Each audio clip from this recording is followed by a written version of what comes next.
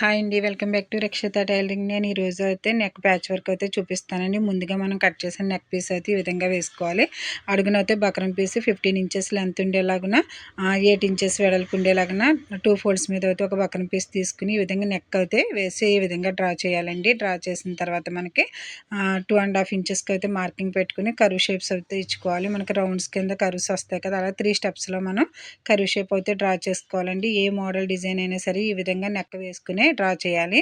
అలా డ్రా చేసిన తర్వాత దీన్ని మనం వేరే క్లాత్ మీద అయితే జాయిన్ చేసి అప్పుడు నెక్కకు అయితే ఎలా జాయిన్ చేయాలి అనేది వేరే వీడియోలో చూపిస్తాను ఫ్రెండ్స్. ఇదిగోండి కర్వ్ షేప్స్ అయితే ఈ విధంగా వచ్చినాయి. Thank you friends. మా వీడియో కనుక మీకు నచ్చినట్లయితే మా ఛానల్ని సబ్స్క్రైబ్ చేయండి, లైక్ చేయండి, షేర్ చేయండి.